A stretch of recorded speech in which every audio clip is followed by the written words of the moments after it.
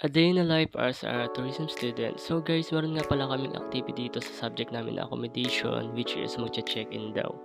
By the way, kakauwi ko lang galing work at kasama ko na nga pala yung jowa ko dyan dahil ako na lang hindi nakapag-take na activity namin dahil nga may work. So lahat sila ay meron na, ako na lang wala. Bali, ayun nga pala yung inarkil akong bus at ayan, sasakay na kami dyan. So hindi ko expect na marami palang tao. So ayun na nga at sa PTX kami bumaba dahil nandito nga pala yung mga sakayan namin.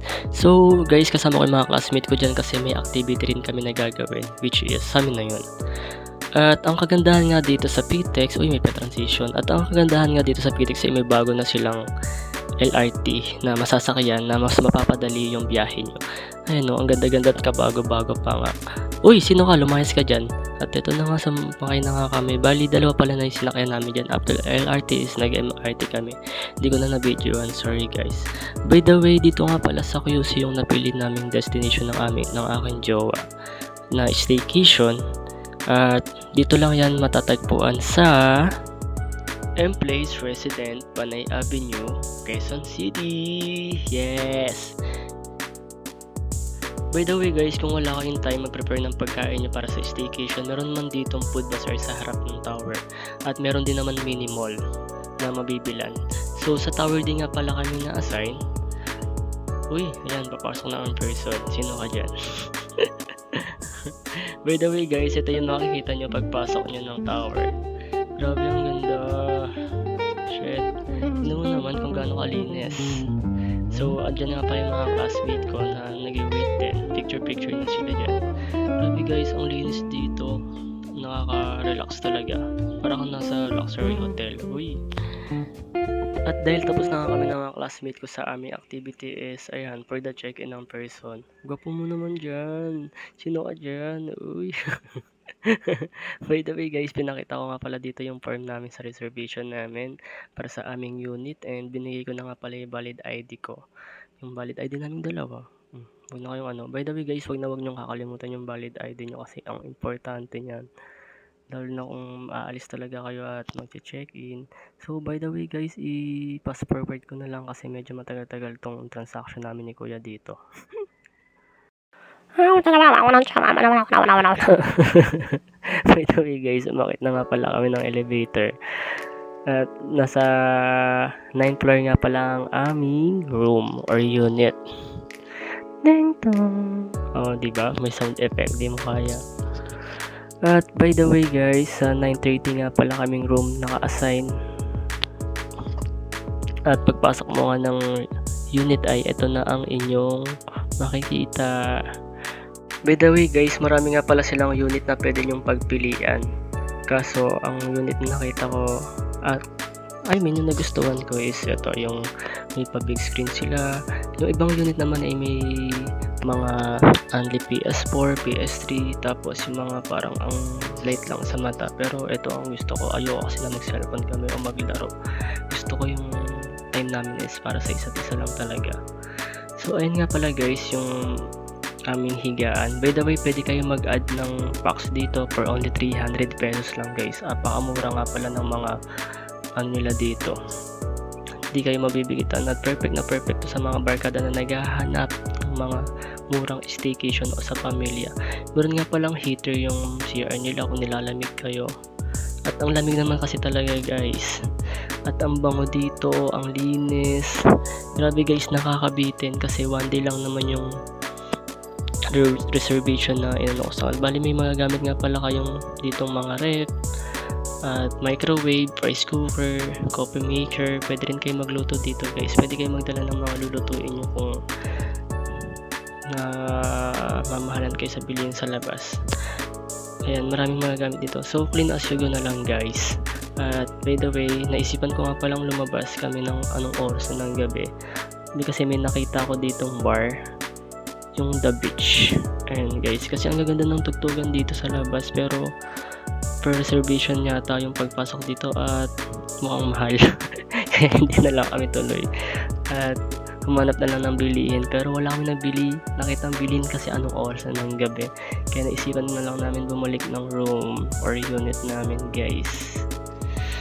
Ayan, at malungkot ang person dahil walang nakitang mabibili. Hindi ako malungkot yan. For the content lang talaga. By the way guys, pagising mo ay nandito nga pala yung pool nila sa baba sa second floor. Ang ganda guys. Bali 4 na pool nga pala ang meron sila, na meron pang bata at pang matanda syempre. By the way guys, mag-ingat kayo sa mga page na sinusearch nyo or sa mga staycation na pupuntahan nyo, kasi yung iba ay nag-a-accept agad ng mga reservation, tapos pagkatapos ma-send ng Gcash or kung saan nyo sinend ay bigla na lang kayong ibablock. So isesend ko na lang sa inyo, or ipapakita ko na lang sa inyo yung Facebook page nila at TikTok page nila para iwas scam na rin kayo guys, kasi ang dami kong nababasa na na-scam. At ayun, nakakalungkot lang kasi sa panahon ngayon ang dami na talaga ang scammer, mga ay magtrabaho ng maayos. At papakita ko na lang dito sa screen yung Facebook page nila at TikTok page. So sa mga naghahanap nga guys, i-search nyo lang yung Facebook page nila at TikTok page, at kung may mga katanungan pa kayo, i-message nyo lang sila at makikita nyo din yung mga bagong post nila doon. Perfect na perfect talaga to guys sa mga barkada, family o mag-jowa guys. Hindi kayo magsisisi. Yan guys, ang ganda, kaso napakalamig, sobrang lamig. Ngayon jowa ko palakad-lakad na lang, nag-iikot-ikot din. So guys, syempre maaga pa, hindi muna kami naligo at sobrang lamig talaga. So naisipan ko munang bumaba at lumabas sa tower. Ayan, balis dito nga pala sa gilid ay nandun yung Barney Vice, na hindi ko alam na meron pala, andun pala yon. Saka yung bahay ni Kuya PBB. Ang lapit lang dito guys, walking distance lang. Ayan, at after nga namin lumabas kumain ay, ayan, syempre for the swimming on person. Oh, ayan, tulala, ano iniisip mo dyan? Yay! Yay! By the way guys, mahigpit nga pala sila dito. So lalo na sa mga kasuotan nyo bago mag-swimming, magbaon na lang kayo ng mga pang swimming attire talaga guys. So yung damit ko bawal din pala to, kaya ayun, bago maligo ang person ay naghubad na lang, naka-boxer na lang. Ayan, nakakaya pero for the go. At hindi nyo nga po pala mag-shower before kayong mag-swimming or tumalon sa pool. Sobrang lamig guys. Ayun, grabe lamig. So i-pass forward ko na lang ulit to. Huwag nyo na ako panoorin kung paano magdahan-dahan mag-ikot dito.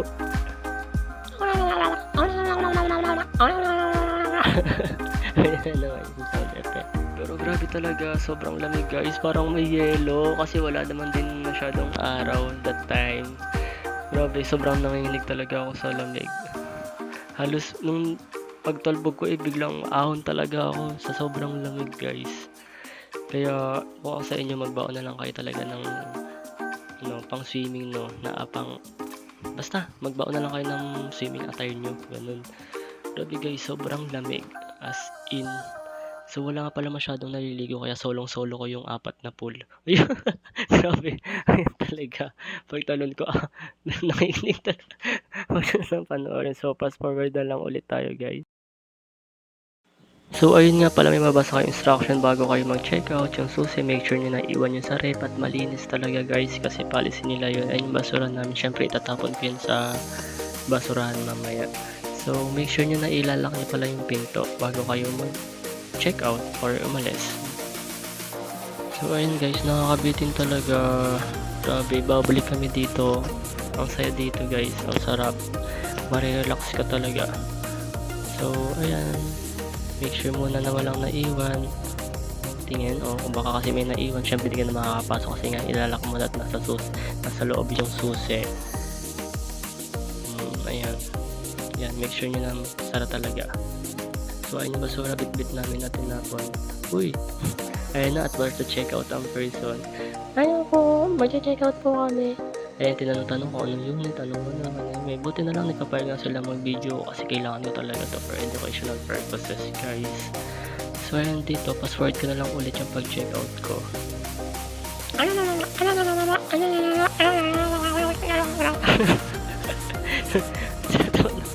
So ayun na nga, sumakay kami ng Grab ng Cavite. Sa mga gusto nga palang pumunta, i-chat nyo na lang yung page na binigay ko guys. Bye, that's all. Bye.